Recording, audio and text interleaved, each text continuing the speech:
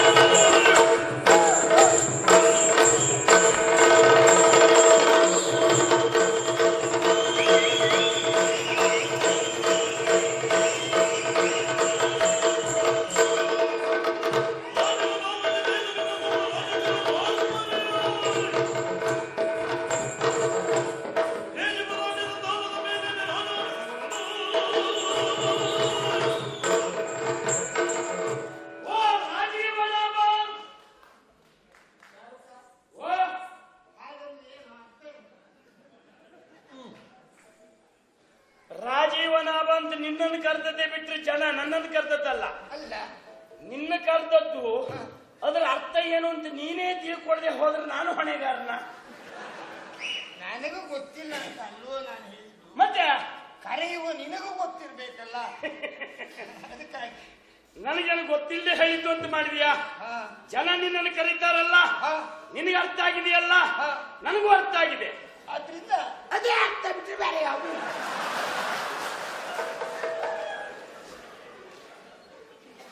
ಬಹಳ ಪ್ರಶ್ನೆ ಮಾಡಿ ಸಮಯ ನೀನು ಹಾಳು ಮಾಡಬೇಡ ಕೃಷ್ಣಯ್ಯ. ನನಗೆ ಆಶ್ಚರ್ಯ ಆದದ್ದೇನು, ಯಾವತ್ತು ನಿನ್ನ ಮುಖ ನೋಡುವಾಗ ಹೇಗಿತ್ತು, ಇವತ್ತು ನೋಡುವಾಗ ಹೇಗಿದೆ. ಕೊಳದಲ್ಲಿದ್ದಂತ ತಾವರೆಯನ್ನು ಕಿತ್ತು ಕಾದಂತ ಬಂಡೆಗಳಿಗೆ ಅಪ್ಪಳಿಸಿದ್ರೆ ಹೇಗೆ ಅದು ಕಮರಿ ಕರಟಿ ಮುರುಟಿ ಸುರುಟಿ ಹೋಗ್ತದೋ ಆ ಲೆಕ್ಕದಲ್ಲಿ ನಿನ್ನ ಮುಖಾರವಿಂದ ಉಂಟು.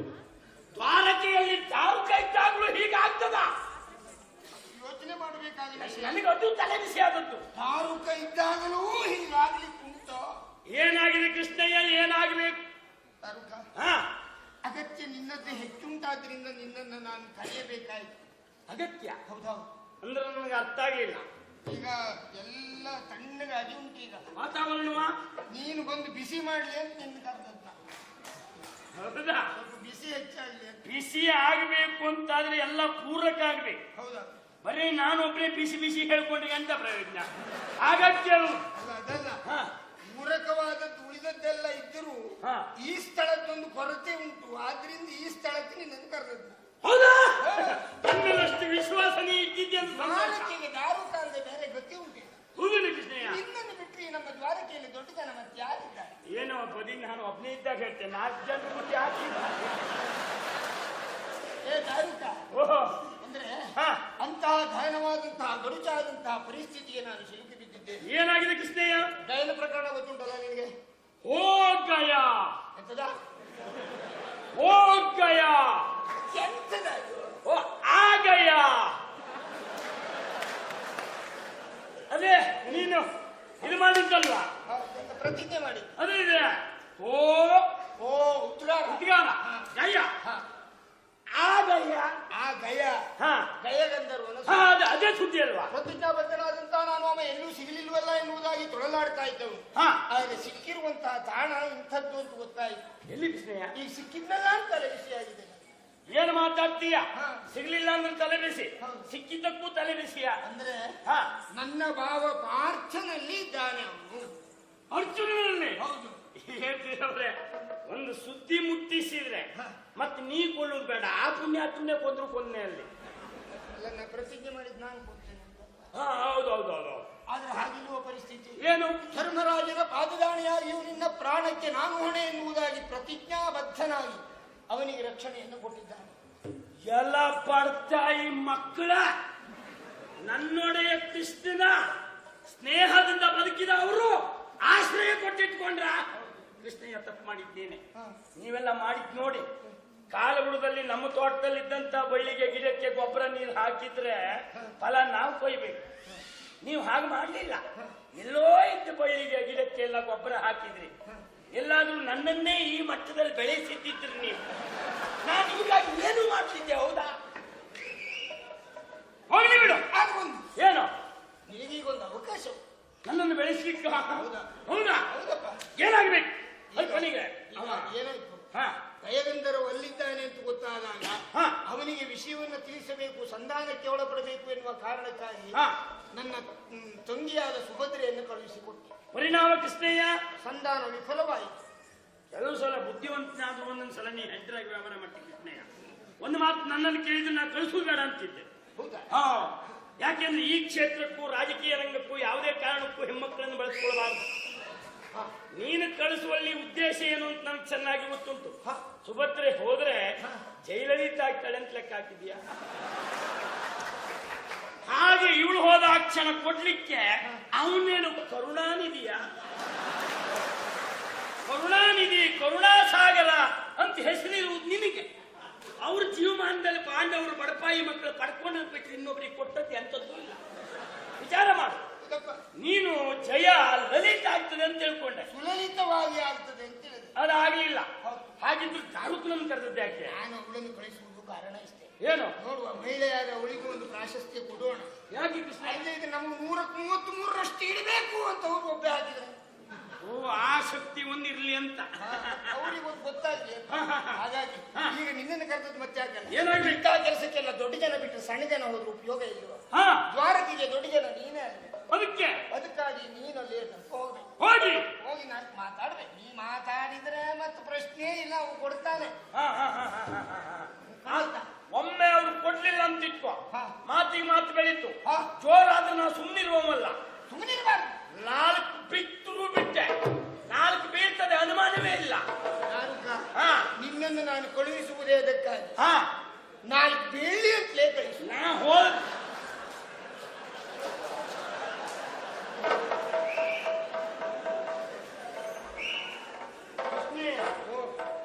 ಪುಣ್ಯಾತ್ಮ, ನಿನ್ನ ವ್ಯವಹಾರ ಸುಲಭದಲ್ಲಿ ಎಲ್ಲರಿಗೂ ಅರ್ಥ ಆಗುದಿಲ್ಲ. ಯಾಕೆಂದ್ರೆ ನೀವು ಒಂದೊಂದ್ಸಲ ಎಲ್ಲೋ ಕಲ್ಲು ಹೊಡೆಯುತ್ತೆ, ಅಲ್ಲಿ ಅಂಥದ್ದು ಬೀಳುವುದಿಲ್ಲ. ಹಾಗಂತ ಬೀಳುವುದು ಮತ್ತೊಂದು ಕಡೆಗಾಗಿರ್ತದೆ. ನೀನು ಇಲ್ಲಿ ಈ ಮನೇಲಿ ಮಲ್ಕೊಂಡಿದ್ದೆ ಅಂತ ಲೆಕ್ಕ ಹಾಕಿ ಎದ್ಕೊಂಡು ಬರೋದು ಮತ್ತೊಂದು ಮನೆಯಿಂದ. ಸತ್ಯ ಹೇಳು, ನಂಗೆ ಅರ್ಥ ಆಗಿಲ್ಲ. ನಾ ಹೋದ ಮೇಲೆ 4 ಬೀಳಿ ಅಂತಲೇ ಕಳಿಸು. ಅವರೀಗ ನೀ ಹೋದ್ಮೇಲೆ ಮತ್ತೆ ಅಲ್ಲಿ ಬೀಳ್ತ. ಆ ವಿಶ್ವಾಸ ನಿನಗಿದ್ರಾಯ್ತು. ಎಲ್ಲಾದ್ರೂ ಅವನು ಒಪ್ಪಲಿಲ್ಲ ಅಂತ ಆದ್ರೆ ಅವನ ಕೈನಲ್ಲಿ ಹಿಡಿದು ಮಾತಿಗೆ ಮಾತು ಬೆಳೆದ್ರೆ ಪಾಲಿಗೆ 2 ಬಿಟ್ಟರು ಬಿಟ್ಟೆ. ಮತ್ತೆ ಯಾರ್ಯಾರಿಗೆ ಬೀಳ್ತದೆ ಅಂತ ಹೇಳಲಿಕ್ಕಿಲ್ಲ. ಈಗ ನೀನು ಹೆದರ್ಬೇಕು. ಒಂದು ಸಿಟ್ನಪುರದಲ್ಲಿ ಎಲ್ಲಾದ್ರೂ ಹೊಡೆದ ಪೆಟ್ಟು ಹೆಚ್ಚಾಗಿ ಕೈಯ ಸತ್ಯ ಹೋಗ್ತಿದೆ, ತೊಂದರೆ ಇಲ್ಲ. ಕೃಷ್ಣಯ್ಯ, ಸರಿ ವಿಚಾರ ಮಾಡ್ಕೊ. ನೀನು 8 ದಿವಸ ಕೊಲ್ತೇನೆ ಅಂತ ಪ್ರತಿಜ್ಞೆ ಮಾಡ್ದವಲ್ವಾ? ನನ್ನ ಪೆಟ್ಟಿಗೆ ಅವನು ಸತ್ತೋಗ್ಬಿಟ್ರು. ಕೊನೆಗೆ ನೀನು ನಾನಂತೂ ಹಾರ್ತೆ ಅಂತ ಹೇಳ್ಕೊಂಡಿದ್ಯಲ್ಲ. ತೊಂದರೆ ಇಲ್ಲ. ನಾನು ಜೀವಂತ ಇದ್ದ ಗೈನ ಕುತ್ತಿಗೆ ಕತ್ತರಿಸ್ತೇನೆ ಅಂತ ಹೇಳಿದ್ದೇನೆ ಬಿಟ್ಟು ಸತ್ತು ಗೈನನ್ನು ಕತ್ತರಿಸ್ತೇನೆ ಅಂತ ಹೇಳಿಲ್ಲ. ಸತ್ತವನನ್ನು ಕೊಲ್ಲುವ ಪ್ರಶ್ನೆ ಇಲ್ಲ. ಇಲ್ಲವೇ ಇಲ್ಲ. ಜೀವ ಇದ್ದವನನ್ನು ಮಾತ್ರ. ಹೌದು. ಅವನಾಗ ಸತ್ರ ನೀ ಹೊಣೆಗಾರ. ಮತ್ತೆ ಅದಕ್ಕೆ ಪರಿಮಾರ್ಜನೆ ದಾರಿ ನನಗೆ ಗೊತ್ತು. ಹೌದಾ? ಎಲ್ಲ ಆಲೋಚನೆ ಮಾಡದೇ ಇರಲಿಲ್ಲ. ನನ್ನಿಂದಲೇ ಕಳುಹಿಸಲ್ಪಟ್ಟವನೇನುವುದು ಒಬ್ಬರಿಗೆ ಗೊತ್ತಾಗ್ಬೇಕಲ್ಲ. ಸಾಂಕೇತಿಕವಾಗಿ ಪೂರ್ವವಾಗಿ ನಿನಗೆ ಹೇಳಲಿಕ್ಕಾಗುದಿಲ್ಲ ಅಂತಲ್ಲ. ನನ್ನಿಂದ ಕಳುಹಿಸಲ್ಪಟ್ಟವನಿಗೆ ಲೇಖನ ನಿಮಿತ್ತ ಮಾತ್ರ. ತಲೆ ಬಿಸಿ ಮಾಡ್ಕೋಬೇಡ, ನಿಶ್ಚಿಂತೆಯಿಂದ ಮಲಗು. ಭಯ ಬಂದಂತ ತಿಳ್ಕೊ, ಅನುಮಾನವೇ ಬೇಡ. ಅವ್ರು ಮಾತ್ರ ಈ 4 ಬಿದ್ವಿನ ನೀನು 4 ಬಿದ್ವಿನ ಬರಬೇಡ. ನಾನು ಬರು ಪ್ರಶ್ನೆ ಇಲ್ಲ, ಕೊಟ್ಟೇ ಬರುವವ ನಾವು.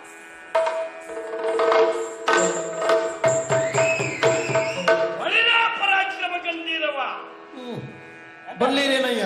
ಹೇಳಿ. ಅಂತ ಸಂಬಳ ತಗಂತ್ರಿ, ಧರ್ಮಕ್ಕೆ ಕೆಲಸ ಮಾಡುವುದಿಲ್ಲ ನೀವು. ಹೊಟ್ಟೆ ಕಿಚ್ಚು ಒಂದು ಕ್ರಮ ಇಲ್ವಾ? ಹಾ ಭೈರವ ಪರಾಕ್ರಮ ಕಂಠೀರವ ಹೊಲ್ಲಿರೇನಯ್ಯ ಇದು ಸುದ್ದಿ ಬೆಳಿಗ್ಗೆ ಖಚಿತ ಖಚಿತ್ ಖಚಿತ್ ಬೆಳಿಗ್ಗೆ ಖಚಿತ ಹೌದಾ ಖಚಿತ್ ಇರುವಂತ ಸ್ಥಳವ ಅಂತ ಹಾ ದ್ವಾರಕ್ಕೆ ಯಾರು ಕೇಳಿದ್ದೀರಿ? ಬಲರಾಮರಂತ ಕೇಳಿದ್ದೇವೆ. ಹೂ ನಿಮ್ಮ ನಮ್ಮ ಸರ್ವನಾಶ ಮಾಡಿ ತೆಗೆದದ್ದೇ ನೀವು. ಯಾಕೆ ಸ್ವಾಮಿ? ಇಷ್ಟೊತ್ತಿಗೆ ನನ್ನ ಸ್ಥಾನ ಎಲ್ಲಿ ಹೋಗ್ತಿತ್ತು ಏನೋ. ಏನು ಆಚೆ ಅದು ಇಲ್ಲ ಈಚೆ ಇದು ಇಲ್ಲ ಅಂತ ಮಾಡಿ ಹಾಕಿತ್ತು ನಿಮ್ಮಂತವ್ರು. ಯಾಕೆ? ಮತ್ತೆ ನಿಮ್ಮ ಆ ಸ್ಥಾನದವ್ರು ನನಗೆ ಶತ್ರುವೇ ಬಿಟ್ಟರೆ ಮಿತ್ರರಲ್ಲ. ಹೌದಾ? ಇಲ್ಲೇ ಹೋದ್ರೆ ನಾ ಎಲ್ಲಿ ಇರ್ತಿದ್ನೋ ಹೇಗಿರ್ತಿದ್ನೋ ಹೇಳಲಿಕ್ಕೆ ಬರುದಿಲ್ಲ. ಎಂತದ ಅಲ್ಲ ನಿಮ್ಮ ಬಾಯಿ ಅದು ಬಿಟ್ಟರೆ ಬೇರೆ ಶಬ್ದವೇ ಇಲ್ವಾ? ಅಲ್ಲ ದ್ವಾರಾವತಿ ಇಬ್ಬರಿಂದ ದ್ವಾರಾವತಿ ಆಗ್ತದ ಕೇಳುದು ನಾವು. ಹಾ ಹೇಗೆ? ನೀವು ಒಬ್ಬರೇ ಕೂತ್ಕೊಂಡು ಹಾಡ್ತಾ ಇದ್ರೆ ಹಾ. ಹಿಮ್ಮೇಳ ಆಗ್ತದ? ಇಲ್ಲ. ಬಾಗುತ್ರಿ ಮಳ್ಳಿ ಹಿಡಿದೋಯ್ತು ಅಂತ ಅನಿಸ್ತೇ. ಎಲ್ಲ ಒಟ್ಟಾದ್ರೆ ಮಾತ್ರ ಹಿಮ್ಮೇಳ.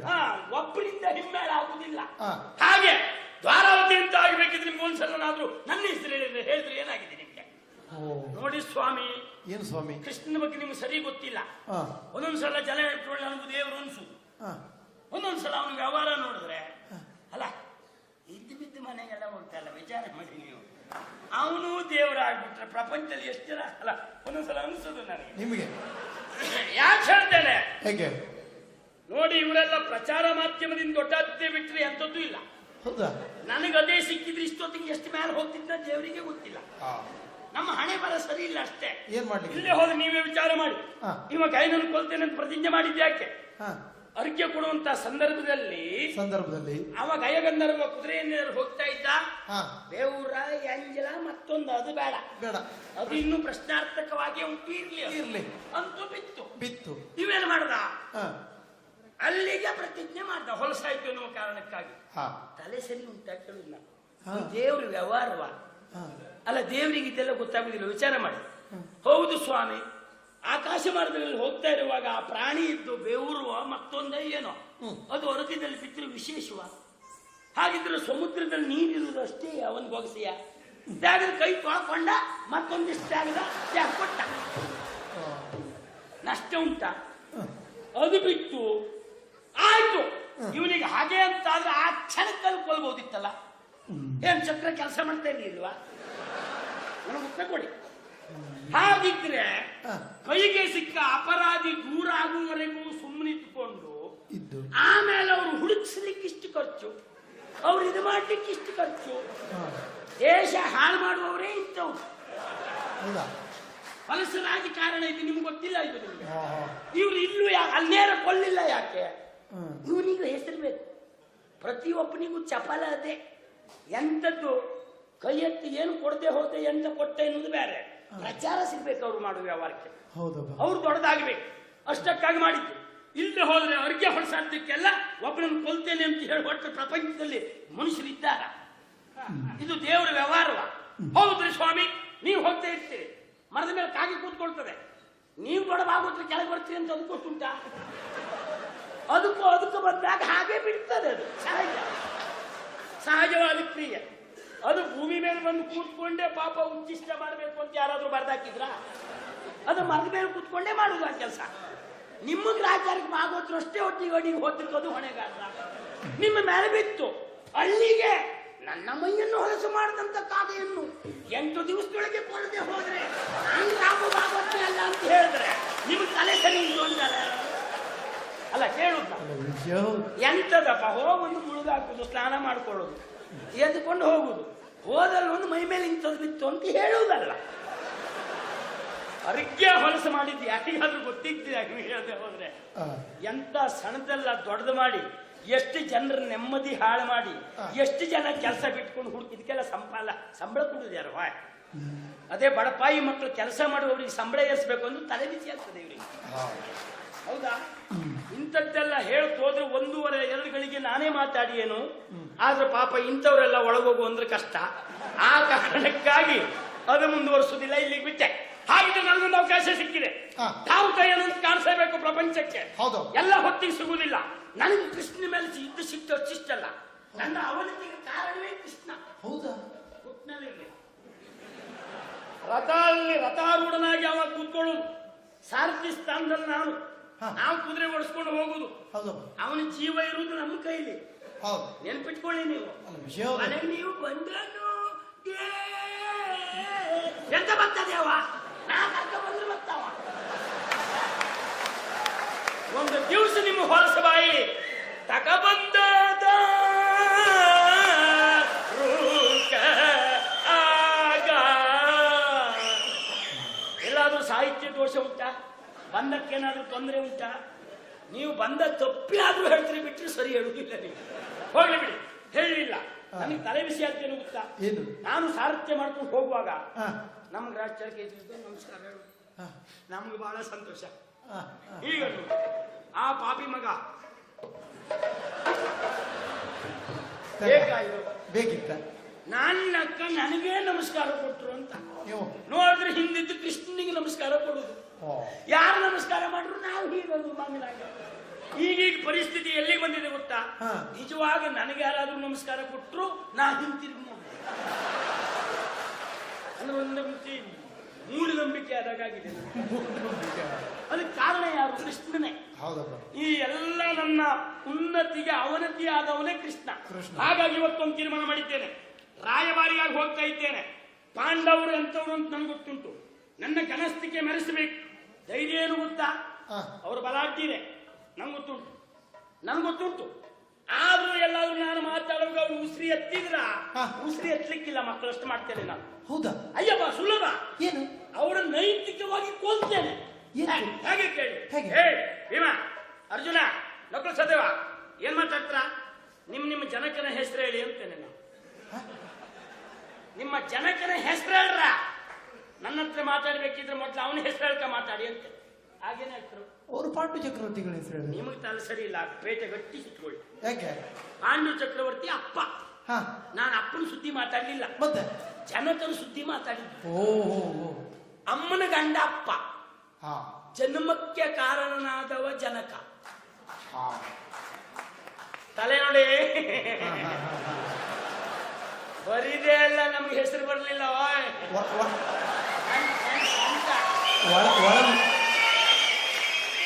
ಒಳಗಡೆ ವಿಷಯ ಉಂಟು. ಪ್ರತಿಯೊಬ್ಬ ಮಗನಿಗೂ ನನ್ನ ಅಪ್ಪ ಇವ ಹೇಳುವ ಧೈರ್ಯ ಉಂಟು. ಜನಕ ಯಾರು ಹೇಳುದು ಗಂಡ. ಅದು ಪಾಂಡವರಿಗೆ ಆ ಸಮಸ್ಯೆ ಉಂಟು. ನಿಮ್ಮ ಅಪ್ಪನ ಹೆಸರು ಹೇಳಿ ಅಂದ್ರೆ ಒಬ್ಬೊಬ್ಬರ ಹೆಸರು ಹೇಳ್ಬೇಕ. ವಾಯು ಎಂತದ್ದು, ಯಮ, ಲೆಕ್ಕ ಹಾಕಿ. ನೈತಿಕತೆ ಉಂಟ? ಆ ವಿಷಯ ಎತ್ತರವ್ರು ಕೊಲ್ತೇನೆ, ಮಾತಿನಲ್ಲೇ ಕೊಲ್ತೇನೆ. ಇವತ್ತು ಒಂದು ಉಪಕಾರ ಮಾಡಿ, ಎಲ್ಲಾದ್ರೂ ನಮ್ಗೆ ಜೋರಾದ್ರೆ ಒಂದು ನೆನಪು ಮಾಡಿ. ಅವ್ರು ನೈತಿಕವಾಗಿ ಕೊಲ್ಲುವಾಗ ನೀವು ಅಪ್ಪ ಅಂದ್ರೂ ಸಾಕು. ಆ ಜನಕ ಆ ಶಬ್ದ ಬರ್ತೇವೆ ಅಪ್ಪ ಸಾಕು. ನಾನು ಅಷ್ಟಕ್ಕೆ ತಕೊಂಡು ಅವ್ರು ನೈತಿಕವಾಗಿ ಕೊಲ್ತೇನೆ. ಗೈನನ್ ತಗೊಂಡ್ಬರ್ಬೇಕು. ನೇರ ಮಾರ್ಗದಲ್ಲಿ ನೇರ ಹೋಗುದಲ್ಲ. ಇಲ್ಲಿಂದ ಕಾಮೆಕ್ಕವನಕ್ಕೆ ಹೋಗ್ಬೇಕಿದ್ರೆ ದಾರಿ ನೇರ ಉಂಟು, ಅದ್ರಲ್ಲಿ ಹೋಗುದಿಲ್ಲ.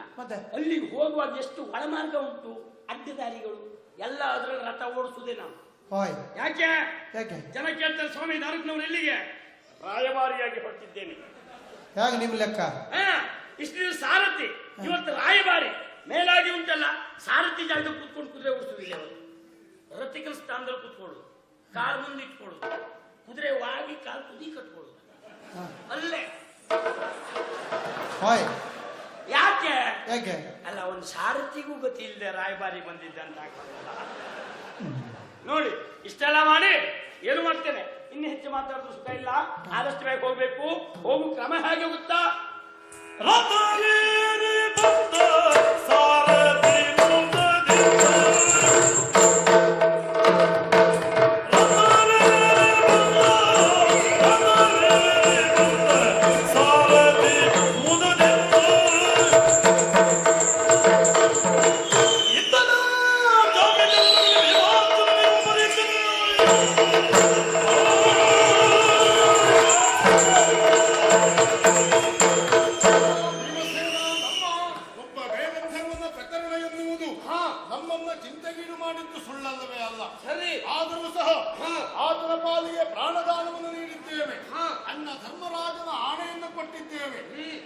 ಬದ್ಧರಾಗಿರಬೇಕೇ ವಿನಃ ಮಾತಿಗೆ ತಪ್ಪಿದವರು ಎನ್ನುವಂತ ಅಪಖ್ಯಾತಿಗೆ ನಾವು ಒಳಗಾಗಬಾರದು. ಬಂದಿರುವಂತಹ ಸುಭದ್ರ ರಾಯಭಾರದ ಪ್ರಕರಣ ಏನಾಯಿತು ಎನ್ನುವುದನ್ನು ನೀನು ಮನಗಂಡಿದ್ದೀಯ. ಹೌದು, ಹೇಳಲೇಬೇಕಾಗಿರುವಂತಹ ವಿಚಾರವನ್ನ ಆಕೆಯ ಮೂಲಕವಾಗಿ ಹೇಳಿ ಕಳುಹಿಸಿ ಆಗಿದೆ. ಮುಂದೆ ನಾದೀತು ನೋಡೋಣ.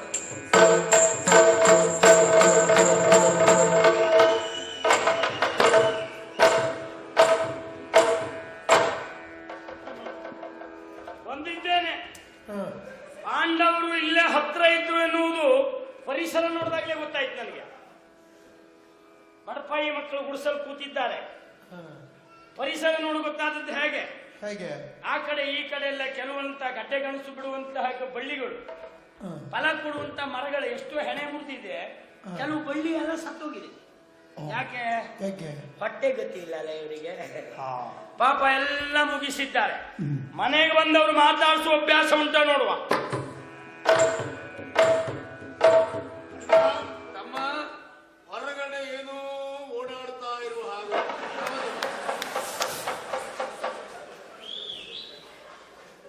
ಬಹಳ ಕಾಲದ ನಂತರದಲ್ಲೂ ಒಬ್ಬ ಸಿಕ್ಕದ ಮಾತಾಡ್ಲಿಕ್ಕೆ ಒಂದು ನೋಡುವ ಅಂತ.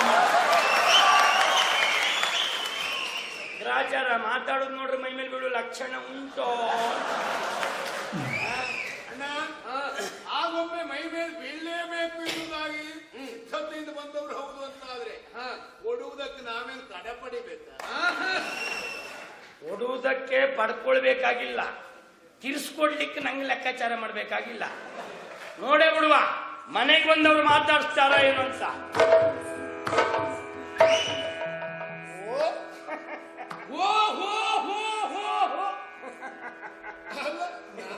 ನಾನು ಏನೋ ಸಂಚರಿಸ್ತಾ ಉಂಟು ಎನ್ನುವುದನ್ನು ತಿಳ್ಕೊಂಡೆ. ಯಾರಾಗಿರ್ಬಹುದು ಎಂಬ ಕಾರಣಕ್ಕಾಗಿ ಆಶ್ಚರ್ಯಪಟ್ಟೆ. ವಿಮರ್ಶಿಸುವುದು ಸರಿ.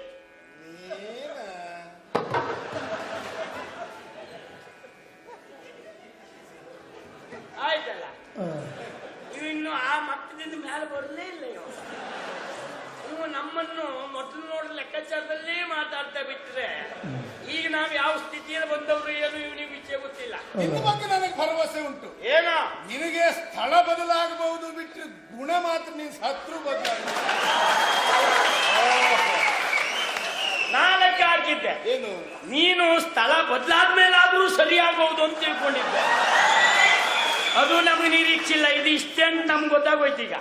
ಇರಲಿ ಬಿಡು. ಎಂತದ್ದ? ಹಾಗಾದ್ರೆ ಆ ವಿಷಯದಲ್ಲಿ ಒಂದು ವಿಭಾಗದಲ್ಲಿ ನಿನಗೆ, ಒಂದು ವಿಭಾಗದಲ್ಲಿ ನನಗೆ. ಒಂದು ಮಟ್ಟ ನಿಮ್ದು, ಒಂದು ಮಟ್ಟ ನಮ್ದು. ಹೊಂದಾಣಿಕೆ ಉಂಟು ಅಂತಾಗೈತೆ. ಅದೆಲ್ಲ ಎಂತದ್ದು? ಏನು ನಿಮ್ಮ ಮೂಗಿನಿಂದ ಉದುರದ್ದ? ಅಲ್ಲ ನೀನು ಆ ಕಳಕಿ ತೆಗೆದಾಗ ಹುಟ್ಟಿದ್ದ ನಾನು.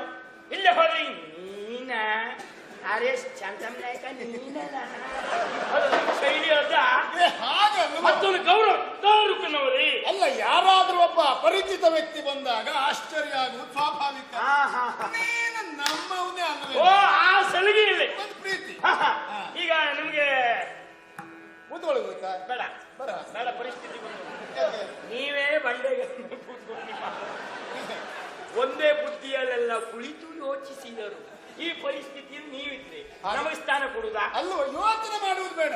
ಯಾಕಂದ್ರೆ ನೀನು ಹೊಸದಾಗಿ ಕುಳಿತುಕೊಳ್ಬೇಕು ಅಂತಿಲ್ಲ. ನಾವೆಲ್ಲ ಕುಳಿತು ಅದಕ್ಕೊಂದು ಸರಿಯಾದ ವ್ಯವಸ್ಥೆ ಆಗಿದೆ. ಬಾ ಅಲ್ಲ, ಬಂಡೆಗಳ ಮೇಲೆ. ಹೌದು.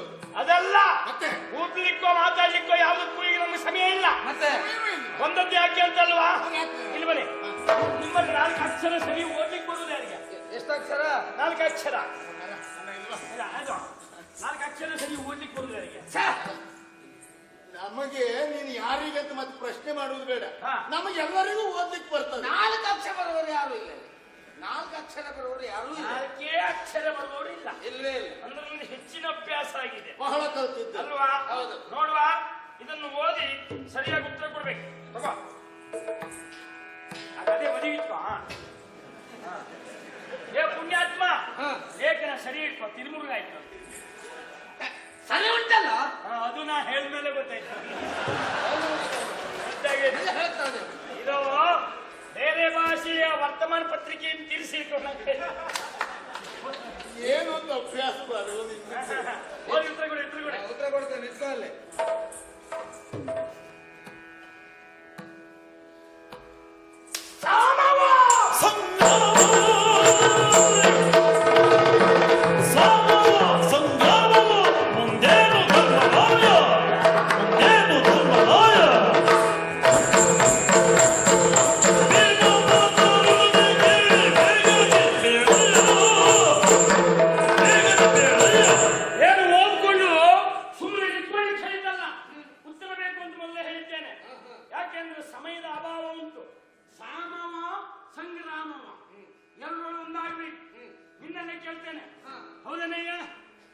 ಕೃಷ್ಣಪ್ಪ ಎಂತಾಗಬೇಕು ನಿಮಗೆ? ಸ್ವಾಮಿ. ಹೌದಾ? ಗೈನಿಗೂ ಅವನಿಗೂ ಈಗಿನ ಸಂಬಂಧ ಹೇಗೆ? ಕೃಷ್ಣನಿಗೆ ಗಯ ದ್ರೋಹಿ. ದ್ರೋಹಿ ಅಂತ ಸ್ವಾಮಿ ದ್ರೋಹಿಗೆ ನೀವು ಆಶ್ರಯ ಕೊಟ್ಟು ನೀವು ಸ್ವಾಮಿ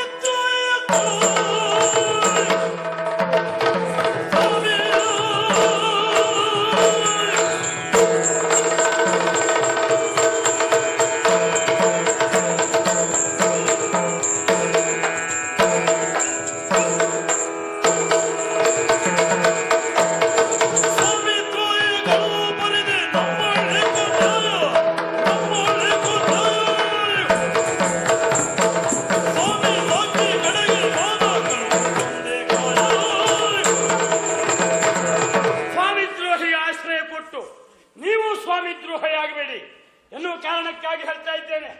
ಬಡಪಾಯಿ ಮಕ್ಕಳು ನೀವು, ನಿಮಗೆ ಹೆಸರು ಬಂದದ್ದೇ ಹಾಗೆ. ನೀವು ಯಾರು?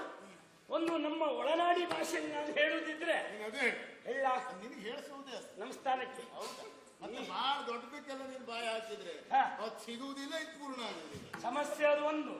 ಮತ್ತೆ ನೀವು ಒಂದೊಂದ್ಸಲ ನಿಮಗೂ ತೊಡೆದು ಸಿಕ್ಕುದಿಲ್ಲ. ನಮಗೆ ಸಿಗ್ತದ ಇಲ್ವೋ ಪ್ರಶ್ನೆ ಬೇರೆ. ನಮಗೆ ನಿನಗೆ ಸಿಕ್ಕಿದ್ರಲ್ಲ. ನೀನ್ ಎಂತದ ಅರ್ಜುನ ತಮ್ಮ, ನೀನ್ ಎಂತದ? ನೀನ್ ಸುಮ್ಮನೆ ಈ ಹೊತ್ತಿನಲ್ಲೆಲ್ಲ ನಿಮ್ಮ ಕುಟುಂಬದವರನ್ನೆಲ್ಲ ನೆನಪು ಮಾಡ್ಕೊಳ್ಬೇಡ. ಇಲ್ಲ ಅಂತಾದ್ರೆ ಗೇರ್ ಹಣ್ಣನ್ನು ಕೊಯ್ಯು ಕೊಕ್ಕೆ ನೀನು. ಕೃಷ್ಣ ಗೇರನ್ನು ಕೊಯ್ಯವ, ನೀ ಕೊಕ್ಕೆ. ನಿನಗೆ ಹೆಸರು ಬಂದ ಪೂರ್ತಿ ಇನ್ನೊಬ್ಬರು ಹಿಡ್ಕೊಂಡು ಬಿಟ್ಟು ನಿಂದೆ ಅಂತ ಸಂಖ್ಯೆ ಇಲ್ಲ. ಅಲ್ಲ, ನನಗೆ ಅದ್ರ ಬಗ್ಗೆ ಏನು ತೊಂದರೆ ಇಲ್ಲ, ಬೇಸರವೂ ಇಲ್ಲ. ನನಗೆ ಹೆಸರು ಬಂದದ್ದು ಕೃಷ್ಣನಿಂದ ಅಂತ ಹೇಳುವುದಲ್ವಾ? ಇದಿಷ್ಟು ಹೇಳುವವ ನೀನು ಏನು ಬಂಡವಾಳ ಇಲ್ಲದೆ ಇದ್ದವನೇ ಅಲ್ವಾ? ಸಾಕ್, ಬಂಡವಾಳ ಇಲ್ಲದೆ ಹೋದ್ರೆ ಈ ಹುದ್ದೆಯಲ್ಲಿದ್ದೇನೆ. ನನಗೂ ಗೊತ್ತಿದ್ದ ಪರಿಸ್ಥಿತಿ ನೀವಿದ್ರಿ. ಒಂದೇ ಮಾತು ಹೇಳ್ತೇನೆ, ವೈರತ್ವ ಬೇಡ. ಬದುಕು ಆಸೆ ಇದ್ರೆ ಮರ್ಯಾದೆಯಿಂದ ಗೈನನ್ನು ಬಿಟ್ಕೊಡಿ, ಬದುಕಿಕೊಳ್ಳಿ.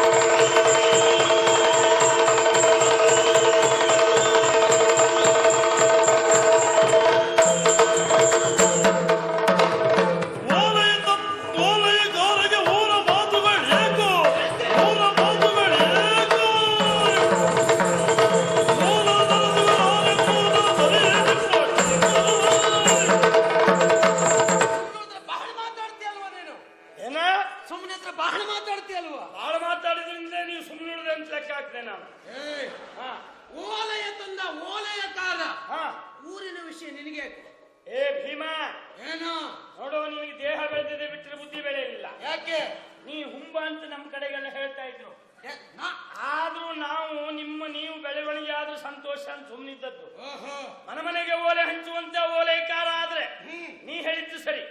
ನಾನು ಅದಲ್ಲ, ರಾಯಭಾರಿಯಾಗಿ ಬಂದವ ಅಂತ ಹೇಳಲಿಕ್ಕೆ ನಿನ್ ತೊಂದ್ರೆ ಏನು? ನಿನ್ನ ನಾಲಿಗೆ ಎತ್ತಿ ಮೆಚ್ಚಿದೆಯಾ? ಆದ್ರೂ ಇಂತ ಮಾತಾಡ್ತೀಯ ಯಾಕೆ? ನೀವು ಇನ್ನೊಬ್ಬರನ್ನು ದೊಡ್ಡದು ಮಾಡುವವರು ಅಲ್ಲ. ನೀವು ದೊಡ್ಡದಾಗ್ಬೇಕು, ಇನ್ನೊಬ್ಬರು ಸಣ್ಣದಾಗ್ಬೇಕು ಅಂತ ಹೇಳುವವರು. ಏನ ನೀ ದೊಡ್ಡ ಸಂತಿ, ನಿನ್ನ ವಿಷಯ ಗೊತ್ತಿಲ್ಲ ಅಂತ ಮಾಡಿದ್ಯಾ? ಏನ್ ಗೊತ್ತುಂಟು? ಬ್ಯಾಡದವ್ರ ರೀತಿಯಲ್ಲಿ ಹೆಸರು ಬಂದದ್ದು ನಿಮಗೆ. ಆದ್ರೂ ನಾವು ಒಪ್ಕೊಂಡಿದ್ದೇವೆ ನಮ್ಮವರು ಅಂತ. ನಿನ್ನನ್ನು, ನಿನ್ನ ತಾಯಿ 1 ವರ್ಷ ಶಿಶು ಇದ್ದಾಗ ನೀನು ಕೈ ತಪ್ಪಿ ಬಿದ್ದಂತೆ. ಕುಂತಿದೇವಿ ಹೆದರಿ ಕೈ ಬಿಟ್ಟು. ಯಾಕೆ? ಹುಲಿ ಗರ್ಜನೆಯನ್ನು ಕೇಳಿ. ಹಾಗೆ ಬಿದ್ದಾಗ ಬಂಡೆಗಲ್ಲೇ ಹೊಡೆದೋಯ್ತು ಅಂತ ಪ್ರಚಾರ ಉಂಟು. ಓಹೋ, ವಿಚಾರ ಮಾಡು. ನಾನು ನಿನ್ನ ಹತ್ರ ಕೇಳ್ತ, 1 ವರ್ಷದ ಶಿಶು ಅಂದ್ರೆ ಮಾಂಸದ ಮುದ್ದೆ, ಅದು ಕೈ ತಪ್ಪಿ ಬಂಡೆಗಲ್ ಹೊಡೆಯುವುದು ಉಂಟ? ಸತ್ಯ ಹೇಳ್ಬೇಕು.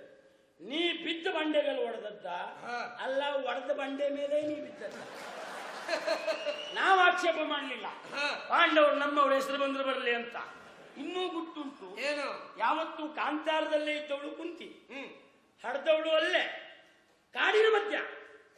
ಹುಲಿ ಗರ್ಜನೆ ಕೇಳಿ ಹೆದರು ಕೈ ಬಿಡುವುದ ಮಗುನ. ಯಾವುದೇ ತಾಯಿ ಆದ್ರೂ ತನ್ನ ಪ್ರಾಣ ಹೋದೊಡ್ಡಿಲ್ಲ, ಮಗುವನ್ನು ಎದೆಗೌಚ್ಕೊಳ್ತಾಳೆ. ಕುಂತಿ ಕೈ ತಪ್ಪಿ ಮಗು ಬಿಡ್ತಾಳ? ಅಲ್ಲ, ಬೀಳ್ತದೆ ಅಂತ ಇಟ್ಕೋ. ಇನ್ನೊಂದು ಪ್ರಶ್ನೆ ಉಂಟು. ಏನು? ಪ್ರತ್ಯಕ್ಷ ಯಮ ಬಂದ್ರು ಹೆದರದೆ ಹೋದವಳು. ಹೌದು, ವಿಚಾರ ಮಾಡು. ನಾನು ಹೇಳುವುದೇ. ಆದ್ರೆ ಹುಲಿ ಗರ್ಜನೆ ಕೇಳಿ ಮಗನ ಕೈ ಬಿಟ್ಬಿಟ್ಲ? ಬಿಡ್ಲಿಕ್ಕೆ ಉಂಟ. ಎಲ್ಲೊಬ್ಬರೊಬ್ಬ ಪ್ರಾಣ ತಗೊಂಡು ಹೋಗುವ ಯಮ. ಎಂತ ಎದಗನೆ ಆದ್ರೂ ಯಮ ಬಂದ್ರೆ ಹೆದರ್ತಾನೆ. ನಿಮ್ಮ ಯಮ ಬಂದ್ರೆ ಹೆದರ್ಲಿಲ್ಲ. ಹುಲಿ ಗರ್ಜನೆ ಹೆದರ್ಲಿಕ್ಕೆ ಉಂಟ. ಯಾರೋ ಹೇಳಿದ್ದನ್ನ ಕೇಳಿ ಹೇಳಬೇಡ.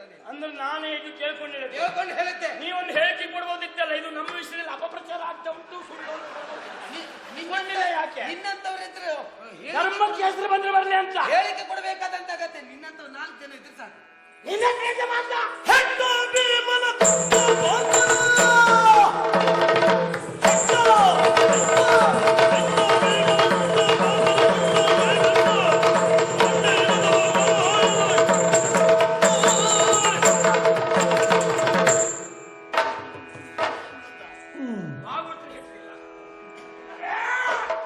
ನಿನ್ನೆಲ್ಲ ಮಾತಿಲ್ಲ.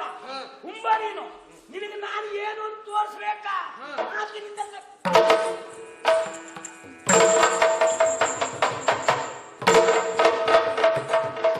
ಅಪ್ಪಯ್ಯ ಅಪ್ಪಯ್ಯ ಅಪ್ಪಯ್ಯ ನಿನಗೆ ಬುದ್ಧಿ ಬರ್ಲಿ ಅಂತ 3 ಪೆಟ್ಟು ಕೊಟ್ಟಿದ್ದೆ. ತಿಳ್ಕೊ. ಇನ್ನಾದ್ರೂ ದೊಡ್ಡ ಹೊಡೆದು ವ್ಯವಹಾರ ಮಾಡುದು ಹಾಗೆ ಅಂತ. ಏನ ಒಳ್ಳೆ ಜಾಣ ಮಾರ್ರೆ ನೀನು. ಹಾ, ಭಾರಿ ಬುದ್ಧಿವಂತ ನೀನು. ಪೆಟ್ಟು ಬಿದ್ದದ್ದೇ ದಾರಿ ಬಂದ. ಹೌದಾ? ಹಾ. ಈಗ ನಿನ್ನದಾಯ್ತಲ್ಲ, ಹಾ. ಈಗ ನನ್ನ ತರದು ಈಗ. ಏನು ಹಾ? ಏನು? ಏನ ಹಾ? ನಿನಗೊಂದು ನೆನಪಿನ ಕಾಣಿಕೆ ಕೊಡ್ಬೇಕಲ್ಲ ನಾವು. ನಿನಗೆ ಬುದ್ಧಿ ಬರ್ಲಿ ಅಂತ ನಾವು ಕೊಟ್ಟದ್ದು. ಹೌದಾ? ನಮಗೆ ನೆನಪಿರ್ಬೇಕು ಅಂತ. ಹೌದು. ಏನು? ನಿನಗೆ ಬುದ್ಧಿ ಬರ್ಬೇಕಲ್ಲ, ಹಾ. ಹಾಗಾಗಿ ನಾನು ಕೊಡುವುದು. ಯಾವುದು? ಜನಕ ಜನಕ ಜನಕ ಜನಕ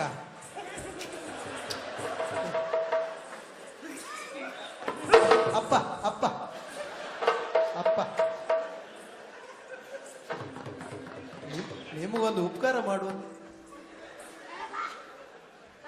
ಏನೋ ಅರೆ ಬಿಂಬಳ ಬಿಂಬಳ ಅಪ್ಪಯ್ಯ ಇದು ಬಿಂಬಳ.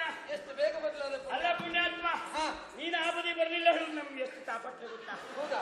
ಅಯ್ಯೋ, ಪ್ರತಿ ಬಾರಿ ವಿಶೇಷ ಊಟ ಇದ್ದಾಗ ನಿನ್ ನೆನಪಾಗ್ತದೆ ನಂಗೆ. ಆಹಾ. ಅಯ್ಯೋ, ಹೆಚ್ಚಿದ್ದೆಲ್ಲ ಬೀಸಾಡ್ಬೇಕಲ್ಲಪ್ಪ. ನಮ್ ಬೀಪಣ ಇದ್ರೆ ಬೀಸಾಡದೆ ಬ್ಯಾಡಿತ್ತು ಅಂತ ಬಾಳ್ ನೆನ್ಪು ಮಾಡ್ಕೊಂಡು. ಬೀಸಾಡು ನಾನು ತಿನ್ನುವ ಅಂತ ನೋಡಿದ್ಯಾ? ನಮಗೆ ಪ್ರತ್ಯೇಕ ಇರಬೇಕು. ಮೂರ್ಖ ಆಯ್ತಾ? ಹಾ. ಅರ್ಥ ಆಯ್ತಲ್ಲ ಈಗ? ಆ?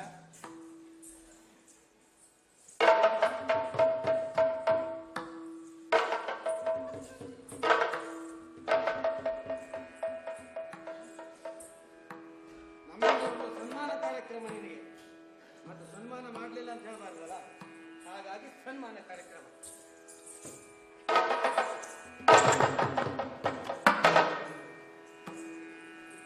ಆಯ್ತಲ್ಲ?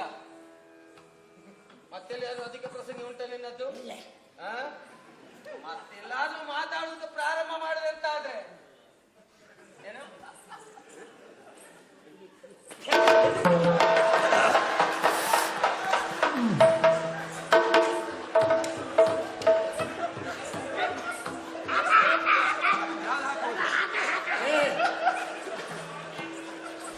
ಅಲ್ಲ,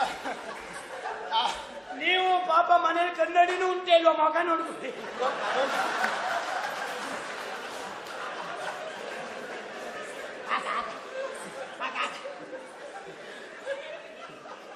ಸರಿ ಮಾಡಿ, ಸರಿ ಮಾಡಿ. ಪುಣ್ಯಾತ್ಮ ತೆಗೆದುಕೊಂಡು ಹೋಗ್ಬೇಡ. ಹೋಗುವಾಗ ಮೊದ್ಲೇ ಕಾಡು, ಹೋಗುವಾಗ ತಲೆ ಮೇಲೆ ಏನಾದ್ರೂ ಬಿದ್ದು ನಿನ್ ಮನೆಗೂ ಹೋಗ್ಬೋದು. ಅದು ಅಲ್ಲ, ಕರ್ಕೊಂಡು ಹೋದ್ರೆ ನನ್ನ ಗುರ್ತಲ್ಲಿ ಯಾರಿಗೂ ಸಿಕ್ಕುದಿಲ್ಲ. ನಿತ್ಯಗೊಂಡಲ್ಲಿಯೂ ನಮ್ಮ ಹೆಸರು ಹೇಳಬಾರ್ದು ನೀನು. ಇಲ್ಲ. ಹಾ, ಆಯ್ತು ನೆನ್ಪಿಟ್ಕೋ. ಆಯ್ತು.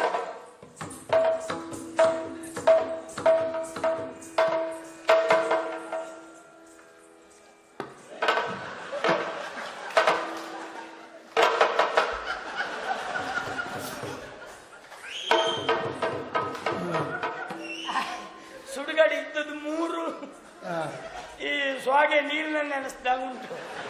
ಅದು ಎತ್ಕೊಂಡು ಸಾಕು. ಓಯ್, ಓಯ್ ಈಗ ನಂಗೆ ಅರ್ಥ ಆಯ್ತು. ಕೃಷ್ಣ ಇದಕ್ಕೆ ಹೇಳಿದ್ದು 4 ಬಿದ್ದರ್ತು ಬರಬೇಡ ಅಂತ ಹೇಳಿದ್ ಬಹುಶಃ ಇದಕ್ಕೆ. ಆ ಪುಣ್ಯಾತ್ಮ ಎಷ್ಟೊತ್ತಿಗೆ ಎಲ್ಲಿ ಕೆಲಸ ಮಾಡ್ತಾನೆ ಅಂತ ಹೇಳಲಿಕ್ಕೆ ಆಗುದಿಲ್ಲ. ನನಗೊಂದು ದುರಹಂಕಾರ ಬಂದಿತ್ತು. ಏನು ಕೃಷ್ಣ ದೇವ್ರು ಸುಳ್ಳು ಹೇಳು ಲೆಕ್ಕಾಚಾರಕ್ಕೆ ನಾನೇ ಬಂದಿದ್ದೆ. ದೇವರು ಖಂಡಿತ ಹೆಡ್ಡಲ್ಲ. ದೇವರು ತಾನಿದ್ದಾನೆ ಹೇಳುವಂತಹ ಇರುವಿಕೆಯನ್ನು ಮನುಷ್ಯರಿಗೆ ಕೊಟ್ಟೇ ಕೊಡ್ತಾನೆ. ನಮಗೆ ತಿಳ್ಕೊಳ್ಳುವ ಸಾಧ್ಯತೆ ಇಲ್ಲ. ದಾರಿಯಲ್ಲಿ ವಿಹಾರಕ್ಕೆ ಹೋದಂತ ಒಬ್ಬ ಆಶ್ರಯಕ್ಕಾಗಿ ಆಲದ ಮರದಡಿಯಲ್ಲಿ ಕೂತ್ನಂತೆ. ಕೂತ್ ಹೀಗೆ ಮೇಲ್ ನೋಡುವಾಗ ದಪ್ಪವಾದಂತ ಆಲದ ಮರ ಆಕಾಶದ ಎತ್ತರಕ್ಕೆ ಬೆಳೆದು ನಿಂತಿತ್ತು. ಅಲ್ಲಿ ಕಾಣುವ ಹಣ್ಣು ಮಾತ್ರ ಇಷ್ಟಿಷ್ಟೇ ಸಣ್ಣದಾಗಿತ್ತು. ಅದನ್ನು ನೋಡ್ದ. ಹಾಗೆ ಮುಂದೆ ಗದ್ದೆ ಬೈಲಲ್ಲಿ ನೋಡುವಾಗ ಕುಂಬಳ ಬಳ್ಳಿ ಕಂಡಂತ. ತೆಳ್ಳಗಿನ ಬಳ್ಳಿಗೆ ಇಂತಿಂತ ದೊಡ್ಡ ಕಾಯಿ ಆಗಿತ್ತು. ಅದನ್ನು ನೋಡಿದವ ಲೆಕ್ಕ ಹಾಕದ, ಇಲ್ಲಪ್ಪ ದೇವರಿಗೆ ತಲೆ ಸರಿ ಇಲ್ಲ, ಅಷ್ಟು ದಪ್ಪದ ಮರದ ತುದಿಯಲ್ಲಿ ಇಷ್ಟಿಷ್ಟೇ ಸಣ್ಣ ಕಾಯಿ, ಇಷ್ಟು ತೆಳ್ಳಗಿನ ಬಳ್ಳಿಗೆ ಇಂತಿಂತ ದೊಡ್ಡ ಕಾಯಿ ಕೊಟ್ಟಿದ್ದಾನೆ, ದೇವರಿಗೆ ತಲೆ ಸರಿ ಇಲ್ಲ ಅಂದ. ಅಷ್ಟು ಹೇಳುವಾಗ ಅವನ ತಲೆ ಮೇಲೆ ಏನೋ ಬಿದ್ದಾಗಾಯ್ತು. ಏನು ಅಂತ ಹೀಗೆ ಕೆಳಗೆ ನೋಡ್ತಾನೆ, ಆಲದ ಹಣ್ಣೇ ಬಿದ್ದದ್ದು. ಆಗ ಲೆಕ್ಕ ಹಾಕಿದ್ದ, ಇಲ್ಲಪ್ಪ ದೇವರಷ್ಟು ಬುದ್ಧಿವಂತ ಪ್ರಪಂಚದಲ್ಲಿ ಯಾರಿಲ್ಲ.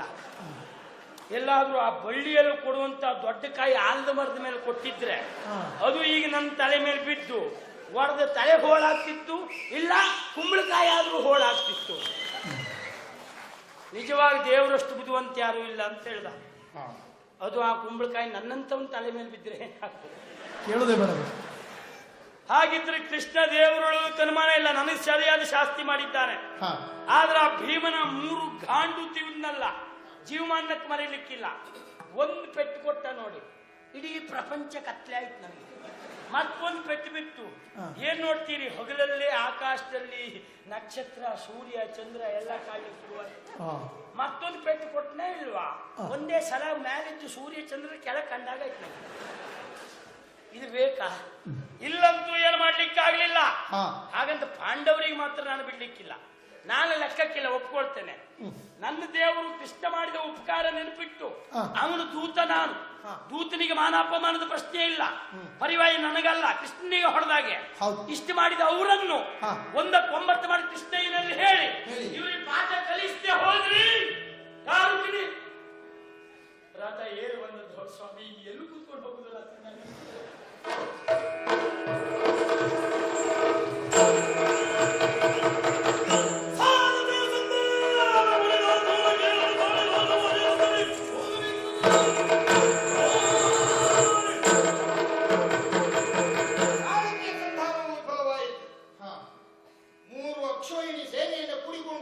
ಅಣ್ಣ ಬಲರಾಮನನ್ನ ಒಳಗೂಡಿಕೊಂಡು ಬಂದು ನಿಂತಿಗೆ ಗೊತ್ತಾಗ್ತಾವೆ ಕಾವ್ಯ ಕಾವನ.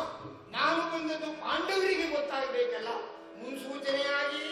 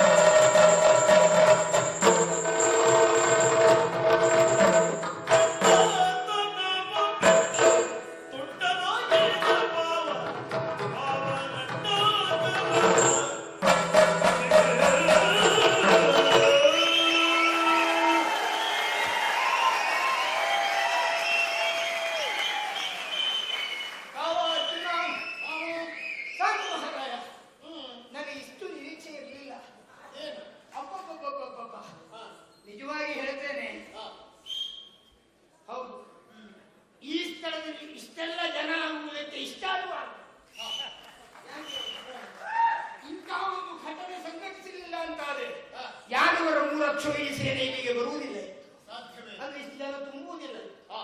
ಆದ್ದರಿಂದ ಇಷ್ಟೆಲ್ಲ ಜನ ಆಗುವುದಕ್ಕೆ ಕಾರಣ ಏನು ಕೇಳಿದ್ರೆ ಕೃಷ್ಣಾರ್ಜುನರೇ ಜೋಡಿ ಉಂಟು ಅಂತ ವಿಷಯ. ಅದು ನನಗೆ ನಿರೀಕ್ಷೆ ಇರಲಿಲ್ಲ ಮಹಾರಾಜ. ಈ ಸ್ವರೂಪದಲ್ಲಿ ಆಗ್ತದೆ ಎನ್ನುವ ನಿರೀಕ್ಷೆ ಇರಲಿಲ್ಲ.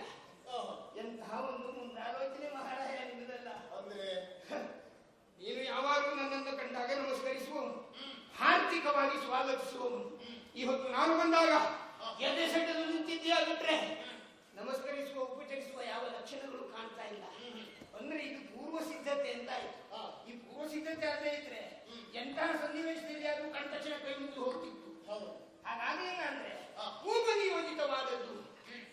ಈಗ ಗೊತ್ತಾಯ್ತು ನನಗೆ ಈ ಪ್ರಪಂಚದಲ್ಲಿ ಯಾವ ಮೂಲೆಗೆ ಹೋಗಿ ನಿನಗೆ ಕಂಡು ಕೈ ಮುಗಿಯುವವರಿದ್ದಾರೋ ಇಲ್ಲ, ಎಷ್ಟು ಸತ್ಕಾರ ಮಾಡುವವರಿಲ್ಲ, ಎಷ್ಟು ಸನ್ಮಾನಿಸುವವರಿಲ್ಲ. ನಿನ್ನ ತಲೆ ಒಳಗೆ ಒಂದು ಹುಳ ಕೊರಿತಾ ಇತ್ತು ಬಹುಶಃ. ನಮಗೆ ಎಷ್ಟು ಜನ ಸತ್ಕಾರ ಸನ್ಮಾನ ನಮಸ್ಕಾರ ಮಾಡಿದ್ರು ನಾವು ಮಾತ್ರ ಕೃಷ್ಣನ ಕೈ ಕೆಳಗೆ ಕುಂತ್ಕೊಳ್ಳುವ ಕಾಲ ಹೋಗುವುದಿಲ್ಲಲ್ಲ ಅಂತ ಒಂದು ಹೊರಗಿತ್ತು ನಿನಗೆ. ಒಂದಲ್ಲ ಒಂದು ದಿವಸ ಅವನಿಗೆ ಸರಿಯಾಗಿ ತಾಗಿ ಬುದ್ಧಿ ಕಲಿಸಿದ್ರೆ ಅವನಾಗಿ ಶರಣು ಹೋಗ್ತಾನೋ ಇಲ್ವೋ ಈ ನಿರ್ಧಾರದಲ್ಲಿ ಇದ್ದವನು ನೀನು. ಅದಕ್ಕೆ ಕಾರಣ ಹುಡುಕ್ತಾ ಇದ್ದೆ, ಕಾರಣ ಎಲ್ಲೂ ಸಿಗುವುದಿಲ್ಲ. ಕೃಷ್ಣನ ಜೀವನ ಜಾಯಮಾನವೇ ಹಾಗೆ. ಕಾರಣ ಸಿಗದೆ ಇದ್ರೆ ಏನಾಯ್ತು, ನೆವವನ್ನು ಹುಡುಕ್ಲಿಕ್ಕೆ ಹೊರಟೆ ನೀನು. ಈ ಗಯಗಂಧರ್ವನ ಪ್ರಕರಣವನ್ನೇ ನೆವವನ್ನಾಗಿಟ್ಟುಕೊಂಡು ನನ್ನಲ್ಲಿ ಕಾಣಗಕ್ಕೆ ಅಣಿಯಾಗಿ ನಿಂತಿರುವಂತಹ ನಿನ್ನ ಗುಣ ಎಂಥ ಒಂದು ಕಲ್ಯಾಣ ಗುಣ ಮಹಾರಾಯ. ಅಬ್ಬಬ್ಬಬ್ಬ ವರ್ಣನೀಯವಾದದ್ದು. ಆದ್ದರಿಂದ ನಿನಗೆ ನಿನ್ನ ಕುಟುಂಬಕ್ಕೆ ಅಲ್ಲ ಎಷ್ಟು ರೀತಿ ನಮಸ್ಕಾರ ಮಾಡಿದ್ರು ಕಡಿಮೆಯೇ. ಆದ್ರೂ ಅದು ವ್ಯಂಗ್ಯಕ್ಕೆ ಬಳಸಿದ್ದಾದ್ರಿಂದ ಮತ್ತೊಂದು 8 ಹೆಚ್ಚು ಮಾಡಬಹುದು, ಏನು ತೊಂದರೆ ಇಲ್ಲ. ಅದು ಸಮಯ ನೋಡ್ಕೊಂಡು ಉಂಟಷ್ಟೇ. ನಾನು ಸಂತೋಷದಿಂದ ನೋಡ್ತೇನೆ. ಆದ್ರೆ ನಿನಗೆ ನಿನ್ನ ಅಣ್ಣನಿಗೆ ತಮ್ಮನಿಗೆ ಅಲ್ಲ ನಿನ್ನ ಕುಟುಂಬಕ್ಕೆ ನಿನ್ನ ಸಹ ಪರಿವಾರಕ್ಕೆ ದೂರದಿಂದ ದೊಡ್ಡ ನಮಸ್ಕಾರ ಸಾಕೋ ಬಾವ. ಇಷ್ಟು ಮಾಡುವ ನೀನು ನಿನ್ನನ್ನು ತಿಳ್ಕೊಳ್ಳಿಲ್ಲ.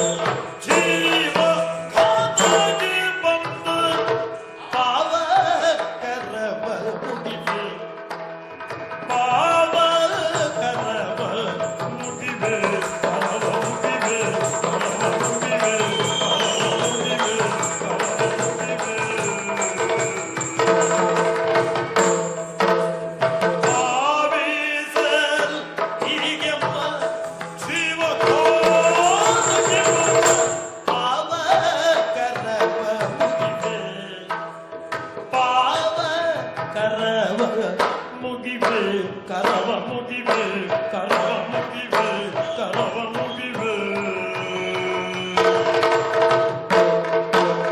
ಭಾವಿಸಲಿಗೆ ಜೀವ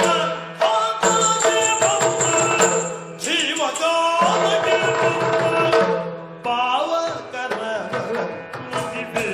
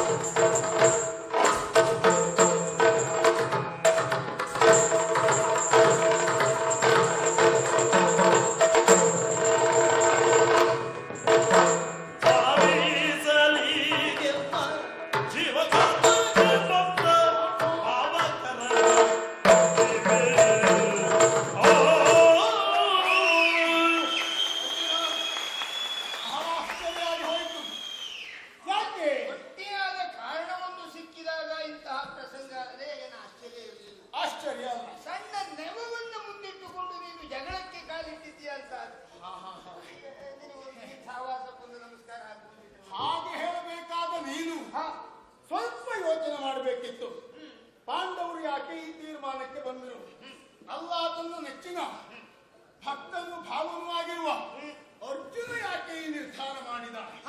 ಪರಿಸ್ಥಿತಿಯನ್ನು ಅವಲೋಕಿಸಬೇಕಿತ್ತು ಭಾವ. ನೀನು ಮಾತ್ರ ಹಾಗೆ ಮಾಡಲೇ ಇಲ್ಲ ಎನ್ನುವುದಕ್ಕೆ ಸಾಕ್ಷಿ ನೀನಾಡಿದ ಮಾತು. ನನಗೂ ಆಶ್ಚರ್ಯ ಆಗ್ತಾ ಇದೆ. ಇಷ್ಟು ವರ್ಷಗಳ ಪರ್ಯಂತರವಾಗಿ ನಿನ್ನ ಒಡನಾಡಿಯಾಗಿ ಕಥಗಾರರಾಗಿ ನಿನ್ನ ಕೃಪಾಕಟಾಕ್ಷದಲ್ಲಿ ಬದುಕಿ ಮಾಡಿದವರು ನಾವು.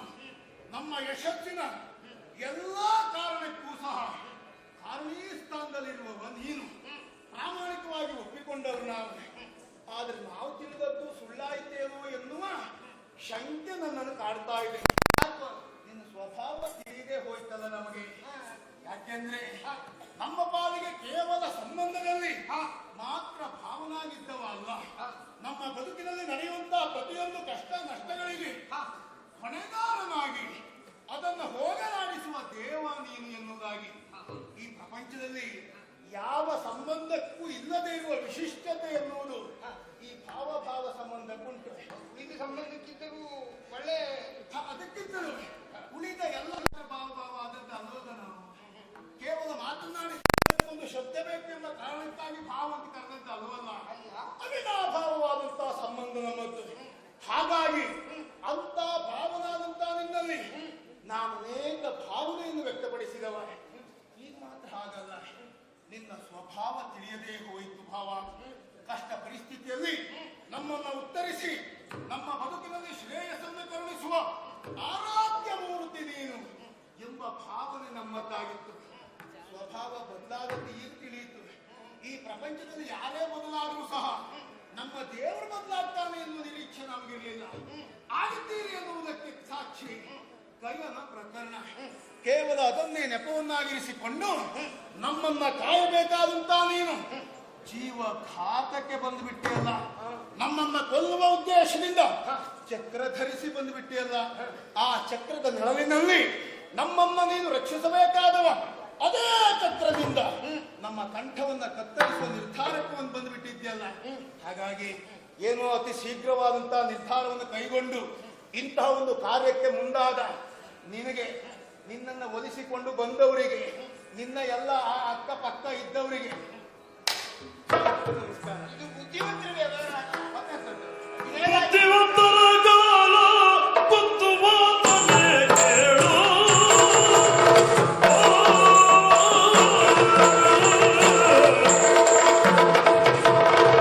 ಬುದ್ಧಿವಂತರ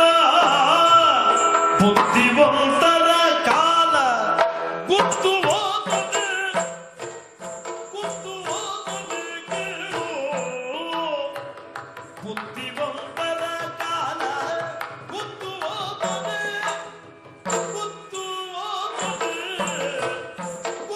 ಹೋದರೆ ಕೇಳು. ಇದ್ದರೊಳಗೆ ವ್ಯಕ್ತ, ಇದ್ದರೋ ಹಾಗೆಯು ವ್ಯಕ್ತ ವ್ಯಕ್ತ ವ್ಯಕ್ತ.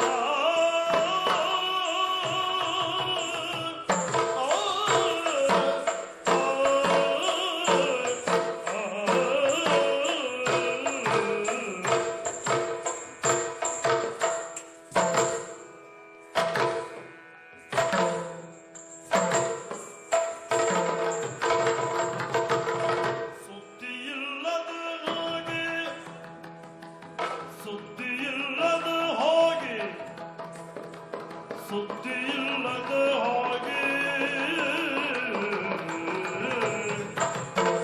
ಸುದ್ದಿಯಿಲ್ಲದ ಹಾಗೆ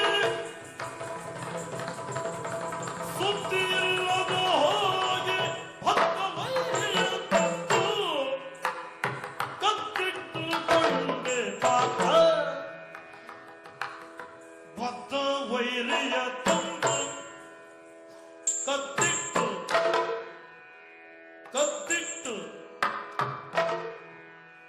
ಕತ್ತಿಟ್ಟುಕೊಂಡೆ ಪಾತ.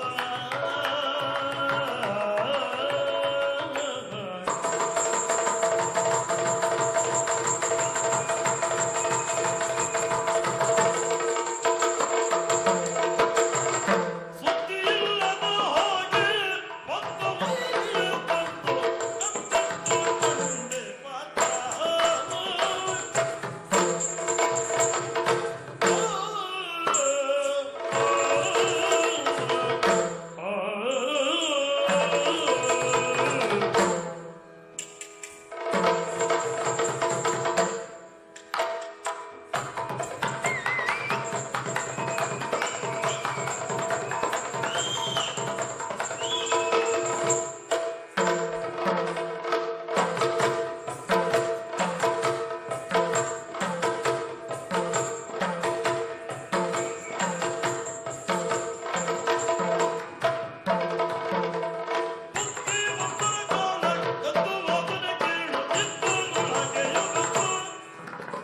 ಸುದ್ದಿಯಿಲ್ಲದ ಹಾಗೆ ಭತ್ತ ಬಲಿಯ ಕತ್ತಿಟ್ಟುಕೊಂಡೆ ಪಾತ.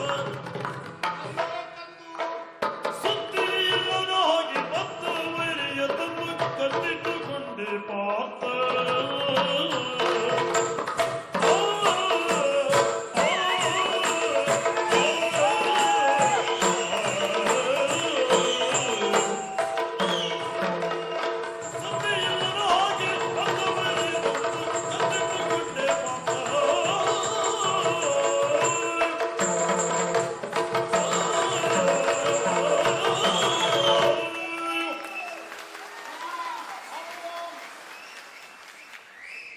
ಇದು ಬುದ್ಧಿವಂತರ ವ್ಯವಹಾರ ಆಗಲಿಲ್ಲ.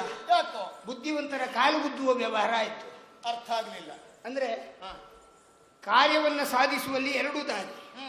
ಒಂದು ಶಕ್ತಿ, ಹಾ, ಒಂದು ಬೌದ್ಧಿಕವಾದಂತಹ ಯುಕ್ತಿ. ಹೌದಾ? ಹೌದು. ನಾನು ಬೌದ್ಧಿಕವಾಗಿ ಯುಕ್ತಿಯನ್ನ ಪ್ರಯೋಗಿಸಿ ಕಾರ್ಯ ಸಾಧಿಸುವವನು ಎನ್ನುವುದು ನಿನಗೆ ಗೊತ್ತುಂಟು. ಯಾಕೆಂದ್ರೆ ನನ್ನ ಎದುರಿನಲ್ಲಿ ಯಾವ ಶಕ್ತಿಯ ಆಟವು ನಡೆಯುವುದಿಲ್ಲ. ಹಾಗಂತ ನಿನ್ನ ಜಾಯಮಾನ ಏನಿದ್ರು ಶಕ್ತಿ ಪ್ರದರ್ಶನ, ಸಾಹಸದಿಂದಲಾಗಿ ಗೆಲ್ಲುವುದು. ನೀನಲ್ಲಿಯ ಒಂದು ತಲೆ ಬಹಳ ಓಡಿಸಿದೆ ಮಹಾರಾಜ. ಈ ಬುದ್ಧಿಯಿಂದ ಗೆಲ್ಲುವವರ ಪರಿಸ್ಥಿತಿ ಏನು? ಏಕಾಗ್ರತೆ ಬೇಕಾಗ್ತದೆ ಅವರಿಗೆ. ಎಲ್ಲಿಯಾದ್ರೂ ಮೈ ಕೈ ನೋವಾಯ್ತೋ ಲಕ್ಷ್ಯ ಪೂರ್ಣ ಆ ಕಡೆ ಇರ್ತದೆ. ಆಗ ಈ ಕಾರ್ಯವನ್ನು ಸಾಧಿಸುವಲ್ಲಿಯ ಏಕಾಗ್ರತೆ ಕಡಿಮೆಯಾಗಿ ಕಾರ್ಯದಲ್ಲಿ ಸ್ವಾಭಾವಿಕವಾಗಿ ವಿಫಲರಾಗ್ತಾರೆ. ನೀನು ಅದೇ ಆಲೋಚನೆ ಮಾಡಿದೆ. ಇವನಿಗೊಂದು 4 ಕೊಟ್ಟು ಎಲ್ಲಿಯಾದ್ರೂ ಕೈಕಾಲು ಮೈ ಎಲ್ಲ ನೋವು ಮಾಡಿಬಿಟ್ರೆ ಇವನಿಗೆ ಬುದ್ಧಿ ಕೆಲಸ ಮಾಡುವುದಿಲ್ಲ. ಅದಲ್ಲದೆ ಇದ್ರೆ ಒಂದನೇದಾಗಿ ಕೊಲ್ಲುವುದಕ್ಕಾಗಿ ಬಂದೆ ಬಾವ ಅಂತ ಹೇಳಿದ್ದೇನೆ. ನಮ್ದು ಪಾಂಡವರನ್ನು ಕೊಲ್ಲುವ ಕಾರ್ಯಕ್ರಮ ಇಲ್ಲವೇ ಇಲ್ಲ. ನಾವು ಪ್ರಾಣದಂತೆ ಪಾಂಡವರನ್ನು ರಕ್ಷಿಸುವ ಪಂಥವನ್ನು ಹೊತ್ತವರು. ಹೌದಲ್ಲ? ಇನ್ನು ಗಯಗಂಧರ್ವನ ಪ್ರಕರಣ, ನಿನ್ನಲ್ಲಿಗೆ ಬಂದ ನಿನ್ನ ಆಶ್ರಯವನ್ನು ಕೇಳಿದ್ನ, ನನ್ನ ವೈರಿ ಅಂತ ಗೊತ್ತಾಯ್ತಾ? ಒಂದು ಸುದ್ದಿ ಮುಟ್ಟಿಸಬಹುದು. ಅವನು ಕಳಿಸುವುದು ಬೇಡ, ನಮ್ಗೆ ಹುಡುಕುವ ಒಂದು ಕೆಲಸ ಅದು ಉಳಿತಿತ್ತಲ್ಲ. ಅಷ್ಟಾದ್ರೂ ಒಂದು ಹೂ ಕೊಡುವಲ್ಲಿ ಹೂವಿನ ಹೆಸರು, ಅಷ್ಟಾದ್ರೂ ಒಂದು ಉಪಕಾರ ಆಗ್ತಿತ್ತು. ಅದನ್ನು ಮಾಡಲಿಲ್ಲ ಅಂತಾದ್ರೆ ನಿನ್ನ ಉದ್ದೇಶ ಏನು ಕೇಳಿದರೆ ಸುದ್ದಿ ಇಲ್ಲದ ಹಾಗೆ ಕತ್ತಿಟ್ಟುಕೊಳ್ಳುವುದು. ಆ ರೀತಿಯಾಗಿ ಇಟ್ಟುಕೊಂಡ ಏ ಕಳ್ಳ, ಏ ಹಗಲು ಕಳ್ಳ. ಇದು ನೀನು ಹೇಳಿದ್ದು ಬಹಳ ಚಂದ ಆಯ್ತು. ಯಾಕಂದ್ರೆ ಈ ಕಳ್ಳರಿಗೆಲ್ಲ ನೀನು ಯಾರು? ಶುದ್ಧ ಕಳ್ಳರ ಗುರು ನಿನ್ನಂತೆ ಬೆಣ್ಣೆಯ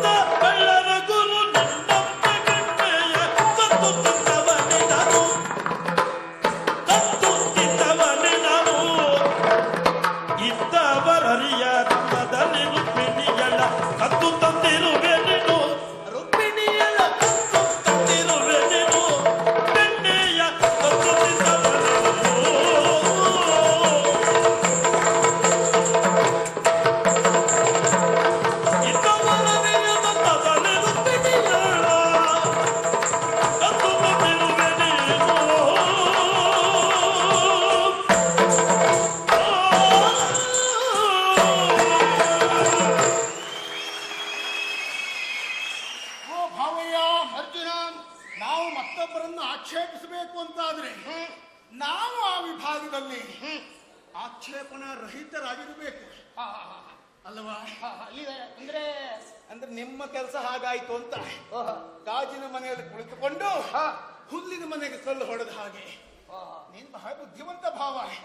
ಆದ್ರೂ ಕೆಲವು ಬಾರಿ ಇಂಥ ಹೆಟ್ಟುತನ ಮಾಡ್ತೀಯ. ನನ್ನನ್ನು ನೀನು ಹೇಳಿದ್ದು ಕಳ್ಳ. ಈ ಪ್ರಪಂಚದಲ್ಲಿ ಕಳ್ಳ ಎನ್ನುವ ಶಬ್ದ ಹುಟ್ಕೊಂಡದ್ದೇ ನಿನ್ನಿಂದ. ಹೌದಾ? ಅದು ಬೇಡಪ್ಪ, ನೀನು ಹುಟ್ಕೊಂಡದ್ದೇ ಕಳ್ಳರಿರುವ ಜಾಗದಲ್ಲಿ.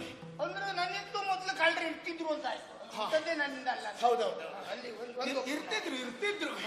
ಆದ್ರೆ ಆ ಕಳ್ಳತನಕ್ಕೆ ಹೊಸ ಹೊಸ ವಿಧಾನ ಕಂಡು ಹಿಡ್ದವ, ಹೇಗ್ ತಪ್ಪಿಸ್ಕೊಳ್ಬೇಕು ಅಂತ ಕಂಡು ಹಿಡ್ದವ, ಹೊಸ ಆವಿಷ್ಕಾರ. ಹೊಸ ಆವಿಷ್ಕಾರ ಕೊಟ್ಟದ್ದಿದ್ರೆ ಈ ಕ್ಷೇತ್ರಕ್ಕೆ ನೀನೆ. ಸಂಶೋಧನೆ. ನಿನ್ನನ್ನು ಉಳಿದ ಯಾವ ವಿಭಾಗದಲ್ಲಿ ಬೇಕಿದ್ರು ಹೇಳ್ಬಹುದು. ಆದ್ರೆ ಹೊಸ್ತು ಕೊಟ್ಟ ವಿಭಾಗದಲ್ಲಿ ಪ್ರಥಮ ಸಿಗುವವನೇ ನೀನು. ಅಯ್ಯೋ ಪುಣ್ಯಾತ್ಮ, ಈ ಕಳ್ಳತನದ ಆರೋಪ ನನ್ನ ಮೇಲೆ. ನೀನೇನು ಒಂದೆರಡು ವಿಭಾಗದಲ್ಲಿ ಕಳ್ತನ ಮಾಡುವುದು ಕಲಿಸ್ಕೊಟ್ಟಿಯ. ಅಯ್ಯೋ, ಈ ಕಡೆ ಓರೆ ಮಾಡಿ ಆ ಕಡೆ ಓರೆ ಮಾಡಿ, ಹಿಂದೆ ತಿರುಗಿ ಮುಂದೆ ತಿರುಗಿ, ಕಾಲು ಎಲ್ಲಿ ಹಾಕ್ತಿ ತಲೆ ಎಲ್ಲಿ ಬಾಗಿಸ್ತಿ ಅಂತ ಗೊತ್ತಾಗುವುದಿಲ್ಲ. ಆದ್ರೆ ಒಂದು ವಿಷಯ ಎಲ್ಲಿಯೇ ಬಾಗಿಸ್ಲಿ ಹೇಗೂ ಮಾಡ್ಲಿ ಒಂದು ವಿಶ್ವಾಸ ಇಡಬಹುದು. ಖಂಡಿತ ಏನು ಇಲ್ಲದೆ ಕೈ ಕೊಡುವುದಂತೂ ಇಲ್ಲ. ಅದು ಖಂಡಿತ. ಯಾಕೆಂದ್ರೆ ಬಾಗಿಲಲ್ಲಿ ಮತ್ತೆ ಸರಿ ನಿಲ್ಲುವುದಕ್ಕೆ ಸ್ವಲ್ಪ ಕಷ್ಟ ಆದ್ರೂ ಕೈ ಕೊಡೋ ಪ್ರಶ್ನೆ ಇಲ್ಲ. ಅಲ್ಲ, ನಮ್ಮ ಶೈಲಿಯೇ ಹಾಗೆ, ನಮ್ಮ ವ್ಯವಹಾರವೇ ಹಾಗೆ. ಅದಕ್ಕಿಂತಲೂ ಹಾಗೆ ಮತ್ತೊಂದು ಹೇಳ್ತೀಯ. ಈ ಪ್ರಪಂಚದಲ್ಲಿ ನಾನೊಂದು ವಿಶ್ವಾಸದಿಂದ ಹೇಳುದು, ಕಳ್ಳತನದ ವಿಷಯವನ್ನೇ ಹೇಳುವುದು ನಾ. ಯಾಕೆಂದ್ರೆ ಪ್ರಸಂಗ ಬಿಟ್ಟು ಬೇರೆ ಸುದ್ದಿ ಮಾತಾಡ್ಲಿಕ್ಕೆ ಹೋಗುವುದೇ ನನಗೆ ಆ ಅಭ್ಯಾಸ ಇಲ್ಲ. ಈ ಕಳ್ಳತನದ ವಿಷಯವನ್ನೇ ಹೇಳುವುದಾದ್ರೆ ನನ್ನ ಕಳ್ಳತನ ಎಷ್ಟು ಜನ ಅನುಕರಣೆ ಮಾಡಿ ಎಷ್ಟೆಷ್ಟೇ ಅದು ನೀನ್ ಹೇಳುವುದು ಬೇಡ. ಇತ್ತೀಚೆಗೆ ಹೊಸ ರೀತಿಯಲ್ಲಿ ಹೊಸ ಕಳ್ಳರು ಎಲ್ಲ ನಿನ್ನ ಅನುಕರಣೆ ಮಾಡುವವ್ರೆ. ಅವ್ರು ಬಂದ್ರೆ ಸಾಕು, ನೀನು ಅವರ ನೀನು ಅಂತಲೇ ಗೊತ್ತಾಗುವುದಿಲ್ಲ. ಅದಕ್ಕಿಂತಲೂ ಕೇಳ್ತೀಯ.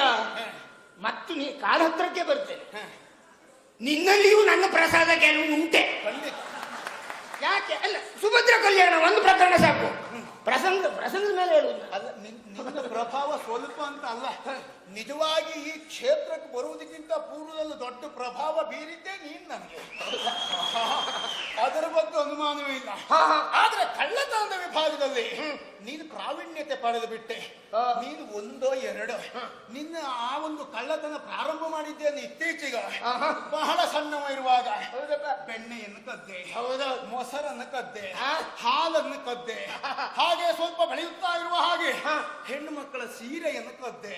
ಅಭಿವೃದ್ಧಿ ಅಂತ. ಹೌದಪ್ಪ, ಎಂತ ಉದ್ಯೋಗದಲ್ಲಿದ್ದವರಿಗೆ ನೋಡು, ಅದೊಂದು ಜಾತಿ ಹೆಮ್ಮೆ. ಅಭಿವೃದ್ಧಿ ವರ್ಷದಿಂದ ವರ್ಷಕ್ಕೆ ಮೇಲ್ಮಟ್ಟ ಹೋದ್ರೆ ಅಲ್ಲಪ್ಪ, ಸೀರೆ ಕತೆ ಬಿಡೋಣ.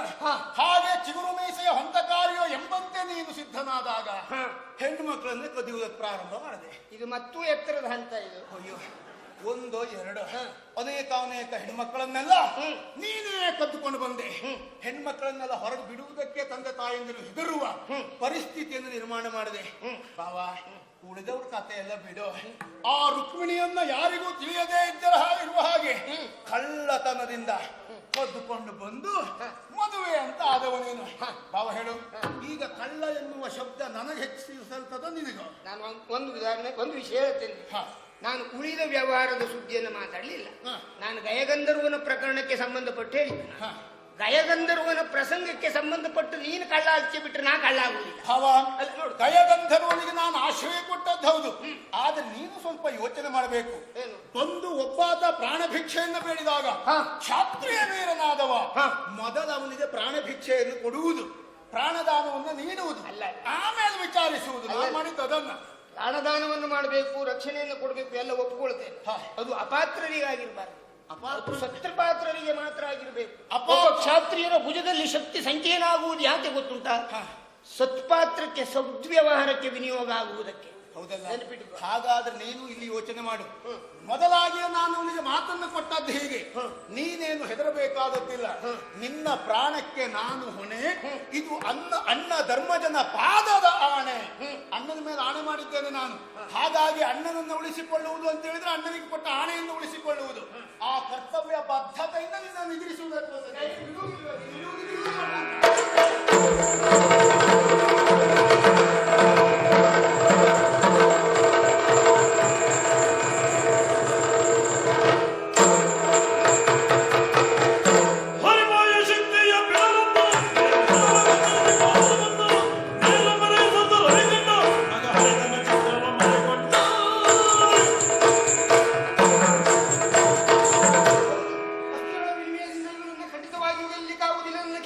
ಸಾಧಿಸುವುದಕ್ಕಾಗುವುದಿಲ್ಲ. ಹಾಗಾಗಿ ಮಾಯಾ ಶಕ್ತಿಯ ಪ್ರಯೋಗದಿಂದ ನನ್ನ ಕಾರ್ಯವನ್ನು ಸಾಧಿಸಿ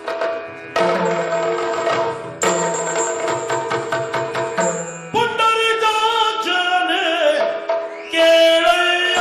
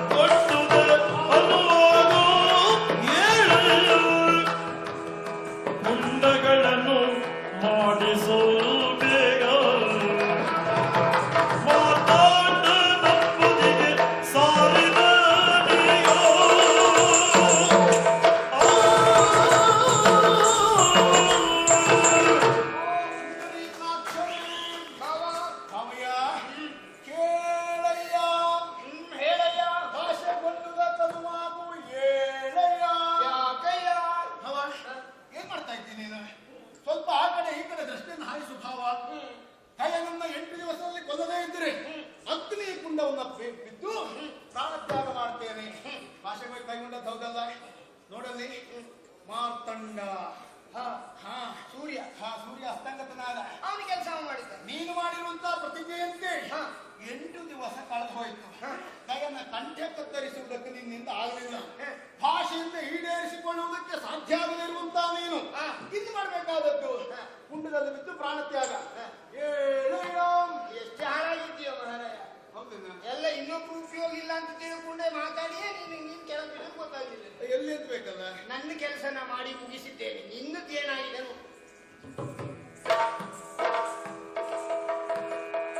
ಎರಡು ಬತ್ತಳಿಗೆಯ ಕಂಡನು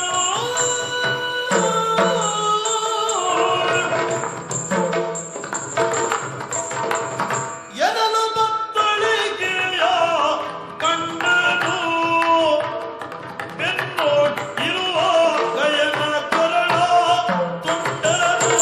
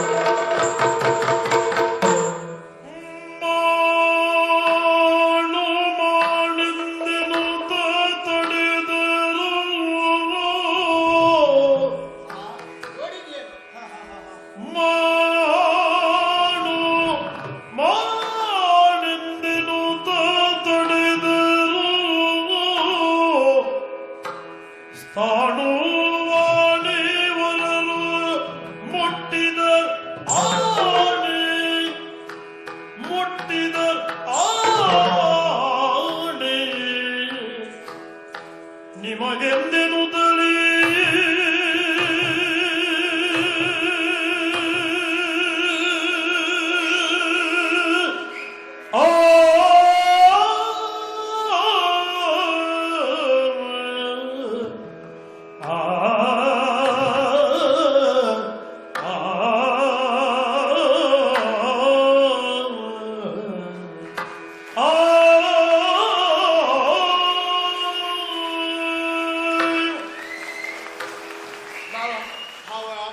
ಕೇಳಿದೇನು?